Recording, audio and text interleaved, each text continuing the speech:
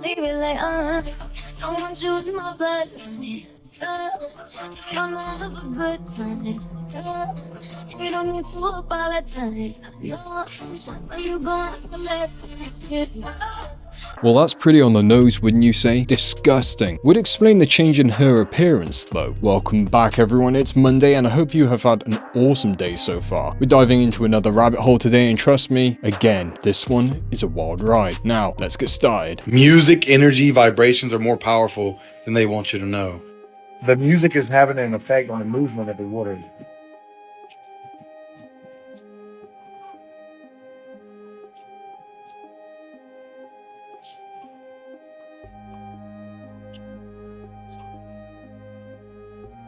Remember, what you say and what you listen to matters.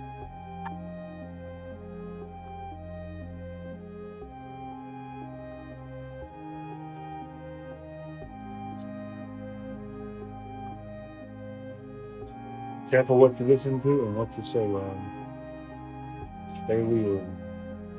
It's so difficult to appreciate what this is doing to the water stream without seeing it in person. Frequency is everything. I think when it comes to the love, nothing, and hate thing, those jars of, I don't know, some kind of organic material which is rotting from what I can tell, I think it's more about the intention rather than the actual words used. It's not what you say, it's how you say it. There's this intraversible, if that's a word, gulf between the trip reports that you might read and the immensity and the immediacy of the actual experience.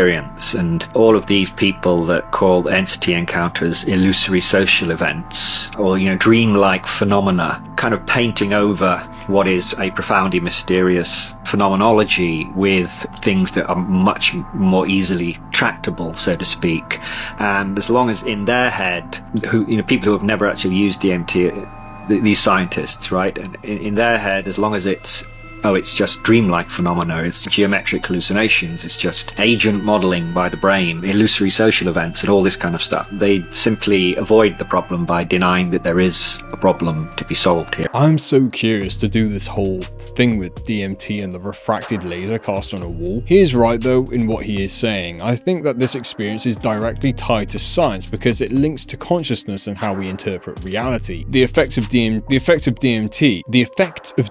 which is a naturally occurring compound in all living things, causing this visual experience needs further study. Let me know your thoughts or experiences in the comments below. This is legit military footage of aliens right here. Look at it though. What the is that? They're calling it the jellyfish UAP. It dead looks like tentacles. Let me see. This is flying around, and this is caught on military cameras. Wait, when? This says Afghanistan, leaked footage by Jeremy Corbell. What? It's like silver, round, and has tentacles. It's interesting since all of this news of UFOs and aliens coming from the sea. UAP are real. Advanced technologies, not made by our government, are monitoring sensitive military installations around the globe. Furthermore, the U.S. is in possession of UAP technologies. Tentacles, where do we see that? We don't see that in the air, bro. Yeah. We only see those type of creatures underwater. I did some digging. When do you think the first ever alien sighting would have been? First? They actually have the first ever reporting of an alien or actually a UFO back in... These boys are slow, good grief. But yeah, I think that we're heading towards some kind of event real soon. It seems the narrative is ramping up. The exposure to these alleged events is increasing, and alongside that, everyone's awareness too. Certainly going to be an interesting ride, to say the least. Want to hear a crazy coincidence pertaining to history? Please. I saw this from a guy on TikTok. His name is Nate Hale. December 5th, 1664, a ship sank off the coast of Wales in the Menai Strait. 81 people on the ship died, and there was only one survivor, and his name was Hugh Williams. December 5th, Same year? 1785, a ship sunk in the exact same spot. Everyone died except one person. Can you guess his name? Hugh Williams. Hugh Williams. What? August 5th, 1821, a ship sank in this same spot. One survivor. No way. Hugh Williams. Times? No. August 19th, 1889, a coal barge, same spot, except this time there was two survivors. Can you guess their name? Huey and Hugh. Both named Hugh Williams. How is that possible? It seems like this guy's like a time traveler. Yeah. He's like, I gotta fix this. Like, I have And he to keeps I have going to back. break the paradigm. What on earth are our Welsh brethren doing over there? Sounds like Hugh knows something we don't. Interesting story. Packs of wild dogs in Russia are evolving rapidly. These dogs live around that Chernobyl nuclear power plant. Yeah, the power plant in Chernobyl, where there was a major nuclear meltdown in the 80s. All the people who lived there got out when they could, but I guess they left some dogs behind. And these dogs didn't just adapt to the radiation, they evolved, mutated even. Just like a doggy group of X-Men. Well, maybe not like the X-Men, but you know what I'm saying. Scientists have been studying these dogs for decades, ever since that nuclear meltdown at Chernobyl. And at least 300 of those dogs have adapted to live in that high level of radiation. So what does that mean to the rest of us who aren't living next to a toxic nuclear power plant in Russia? Well, it could mean that if anything ever goes down, radiation-wise, these dogs could be the last things to survive. Along with cockroaches and me. Oh yeah. Shabadoo Mooshkies! Shabadoo! To be honest, why would you even want to survive? What would be left for you? The air would be toxic, the ground would be toxic, you couldn't grow anything, you couldn't drink anything. Still, it's pretty wild. Thank you so much to all of my channel members. You guys are absolutely awesome. You guys are actually what support this channel to be able to carry on doing what we do here. If you too are interested in joining the channel membership and finding out what other perks are available to you when you join, click the link in the description below. Cheers. You'll find massive connections to the Temple of Set, the Church of Satan, and they're all interconnected, and they're trying to bring about, they're playing out a storyline. They're playing out, they're using revelations from the Bible as a storyline, as a storybook, and they're trying to sort of that's why that's the most embedded book. And, you know, and King James altered it and changed it around and inverted all of true Christ's teachings. True Christ's teachings weren't really anything to do with most of the stuff that's written in there. The core of Christ's teachings were about compassion and caring about other people, and not about you have a vengeful God and all that. All the Old Testament stuff, yeah. I mean, that's Anu.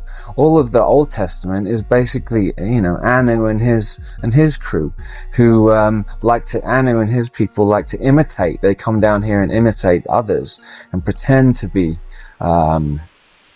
things that they aren't. There absolutely is a fixation on revelations. There is no denying that. I think that is one of my biggest gripes with modern churches and the way pastors peddle the revelations narrative in their sermons. It's fear-inducing. Now, I'm not saying they're all like that, but in my personal experience, it was what was being preached to me and the rest of the congregation. As far as the shapeshifter thing, what is the source for this? I'm not saying that it's wrong what he's saying, but where is he getting that information from, or at least where was he getting that information from? You guys are the absolute creme de la creme when it comes to annihilating these like goals. Thank you so much. Let's go for a modest 1,500 likes on this video. I know you've been absolutely smashing the 1,800 like goals, but it's Monday. We're all tired. We're all fed up. Setting the bar lower just to make things easier. Also, don't forget to head over to Nexor News after this video ends, because my latest video will have dropped by then. See you there. This is hands down the weirdest music video I have ever seen in my life.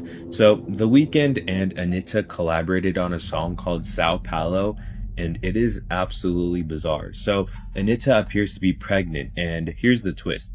Her belly has lips, and The Weeknd sings his verses through these lips. So let's walk through the music video. It starts with her in a white mask and what looks like to be just a normal pregnant belly. She's walking with security guards, and there is a remote attached to her mask. No idea what that means, but then things slowly start to take a strange turn. She starts throwing up, and it looks like she starts to become possessed. She heads towards a water fountain, and this is where it kind of gets graphic. She spreads her legs as though she's about to give birth. And afterward, this is when the lips form on her belly button, and that's where The Weeknd's part starts. He starts singing through his lips, and from there, it gets even more weird. She walks to a car and starts dancing sexually, and at this point I'm genuinely asking, what is the message they are trying to get across in this music video? This song feels less like a music video and more like a cryptic showcase of elite symbolism that holds with Anita's surreal pregnant imagery with The Weeknd's voice emerging from her abdomen. Hints at themes of things like control and being a vessel for hidden agendas, while the eerie Halloween release aligns with ritualistic timing. Also, you got to consider the blurred dynamics of power and submission mirror the alleged relationship between celebrities and the shadowy elites, with the grotesque visuals potentially nodding to occult practices or transhumanist ideals. Is this art, or is there a deeper hidden narrative we're being conditioned to accept, just like in all other pop culture? Sometimes when doing these videos, I don't understand how people can't see it, but I'm here to remind you. Let's start from the beginning. Lady Gaga has changed over and over again for years. But what is it that the public doesn't see that we can see? To me, this is a very dramatic change.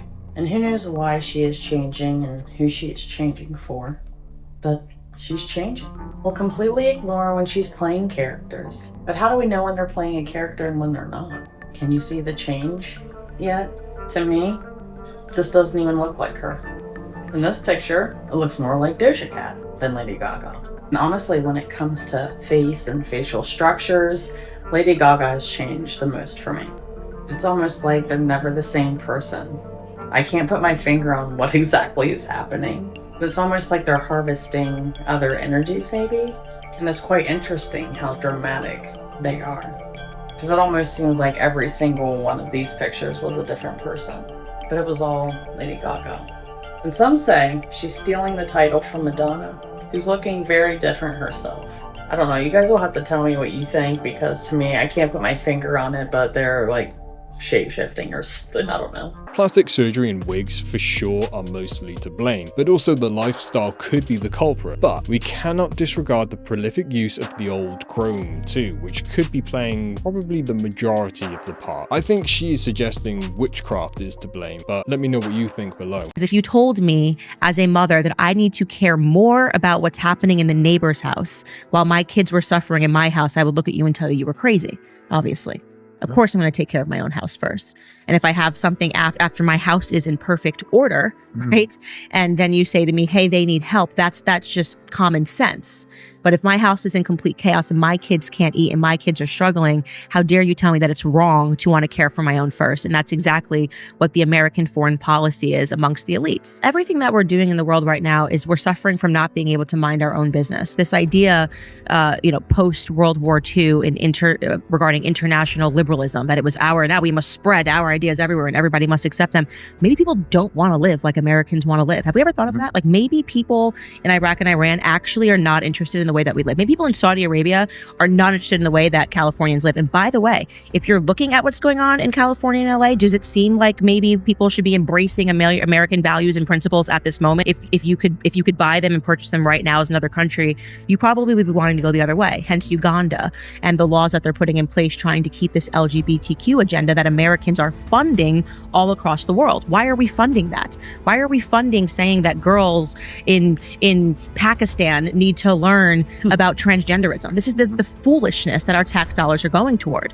And people, that because international liberalism, these are great ideas. No, actually, these ideas kind of suck, actually. I think there is something to this. How can you be of any use to anyone else if you haven't got your own life locked in? As much as it is nice to be able to help people, I think sometimes the amount you could practically help someone is restricted by your own personal circumstances. So yeah, I think if you can help, you should. If you haven't got the capacity, sort your stuff out first and then have another go. Sort your stuff out first and then have another go. Since you're still watching, do me a huge favor, and if you haven't already done so, hit that sub button. It means it puts the control back into your hands so that every time I release a new video every single day, you'll get that notification sent straight to you so you can tune in and join us here. Cheers. What is going on in Arizona? My cousin is an air traffic controller in Arizona, specifically at the Phoenix Sky Harbor International Airport. What he's explaining that he saw overnight, especially on radar, is wild. Now, I did actually convince him to make a TikTok and talk about this, so hopefully he's doing that today, and I'll just end up tagging him, because he has some really clear videos that he took from the tower. But what he was explaining that he saw on radar was bigger than any airplane he's ever seen. But the weirdest part of this conversation is the fact that he said that whatever he saw on radar didn't move at all, until literally maybe an hour later.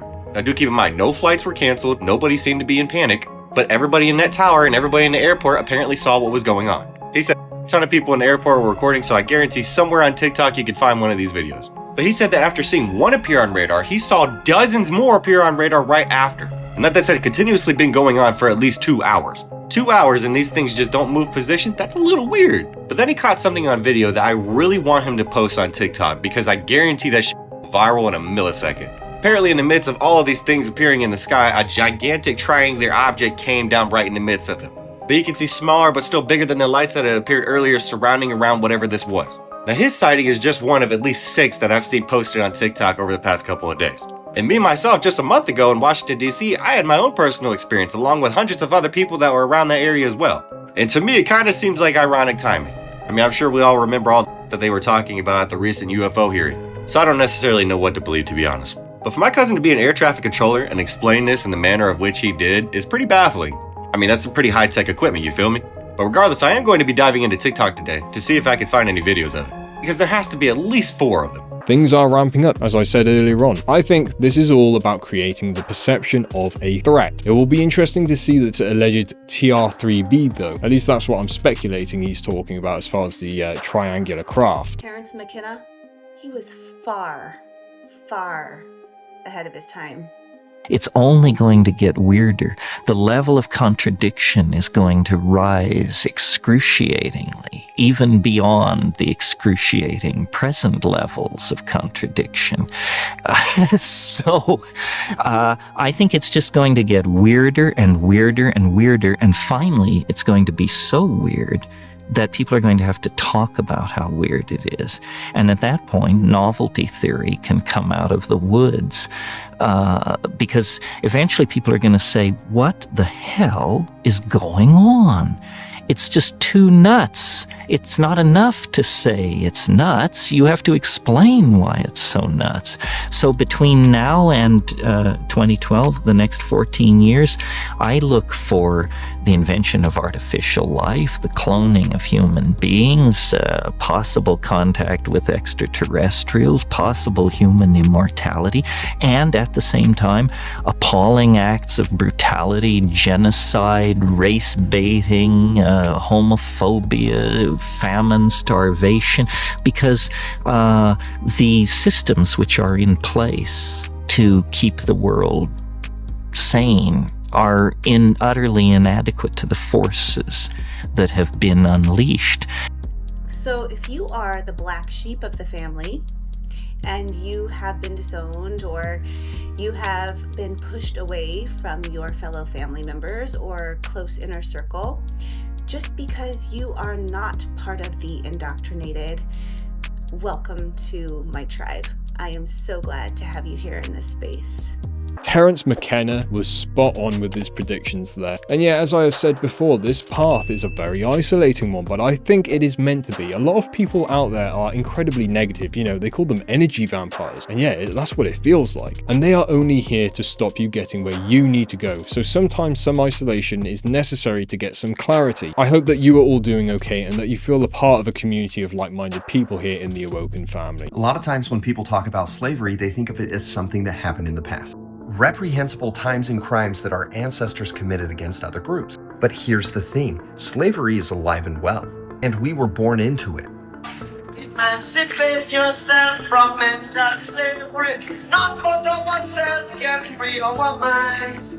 From the moment that you're born, society hands you rules, expectations, beliefs. These all shape your world, but you inherited it. It didn't come from you. Anthony DeMello sums it up perfectly. He says, think of a child. It's given a taste for drugs. As it grows up, the whole body of that child is craving for the drug. To live without that drug brings a pain and suffering that is so great that it seems preferable to die. You and I, as children, were given a drug. It is called approval. It's appreciation. It's called praise, success, acceptance, popularity. Once you took the drug, society could control you. The tentacles of society got into you. Jean-Jacques Rousseau said, man is born free and everywhere else he is in chains.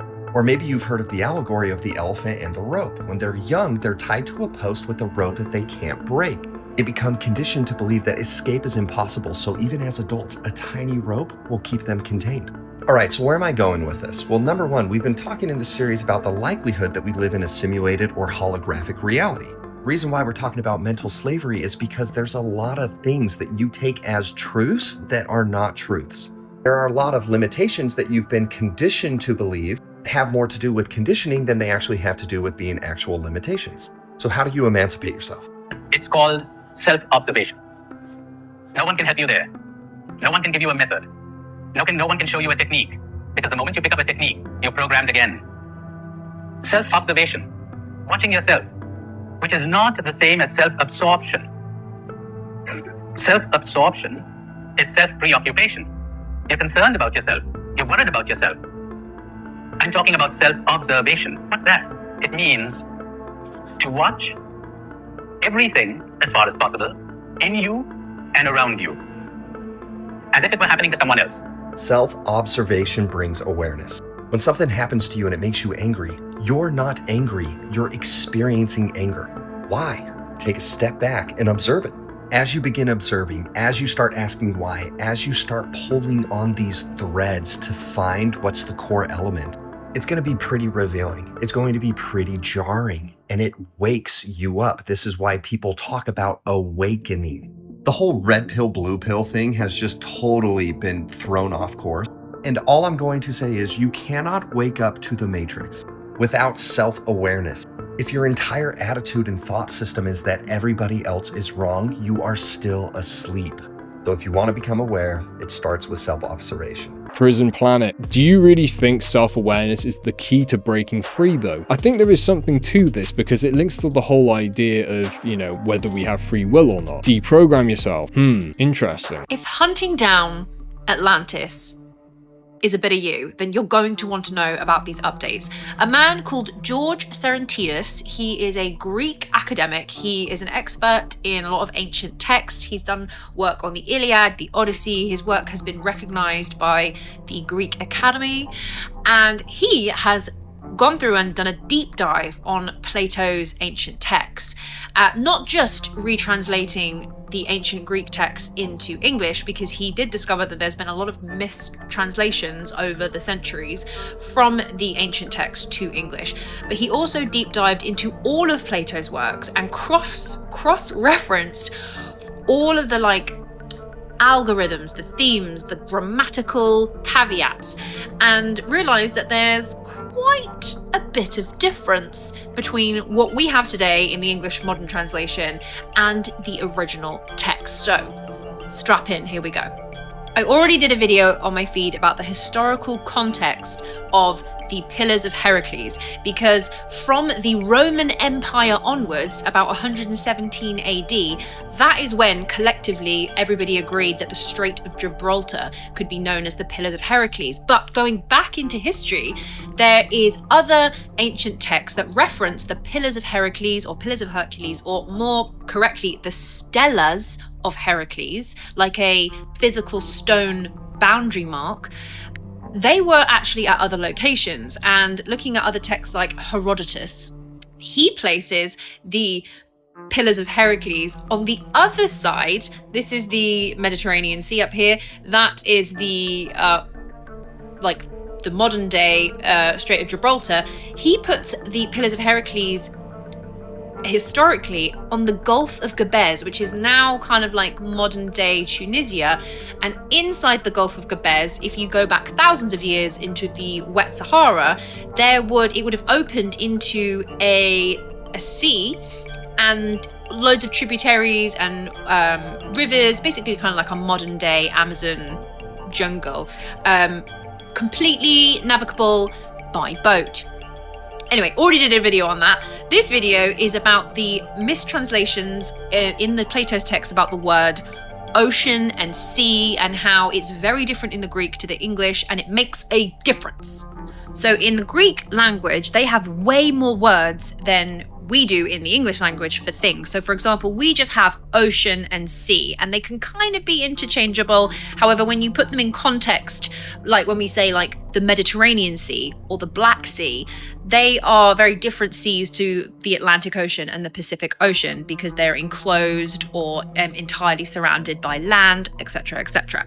So context matters, and names and specific words really, really matter in translation. So in the Greek, in Greek, you have 4 words, ancient words, for oceans and seas, and they all reference very specific things. So you've got Oceanos, which is like ocean, Pacific Ocean, a huge, massive ocean of water. Again, we can all agree kind of what ocean means. And then you've got 3 words that can mean sea, and have different contexts. So you've got Thalassa, which is like the Mediterranean Sea. So it is a sea in its own right, and it's surrounded by various continents. Then you've got a Pelagos, which is like the Aegean Sea today, which is just up from sort of Crete and Greece. It's a sea that has many, many, many little islands, and is often surrounded by like a peninsula of continent. Hold that thought. Peninsula of continent, many, many, many islands. And then you have a Pontos, which is like the Black Sea, which is a sea that is surrounded entirely by continent, almost like a massive, massive lake, a Pontos. So in the Plato's text, what words does he use? He never says Atlantic Oceanos. He never says out of the Atlantic Ocean came the kingdoms of Atlantic and the Atlantean people. He doesn't. He says out of the Atlantic Pelagos. Pelagos, that was the one which was a sea with many, many little islands surrounded by like a peninsula of continent. Okay?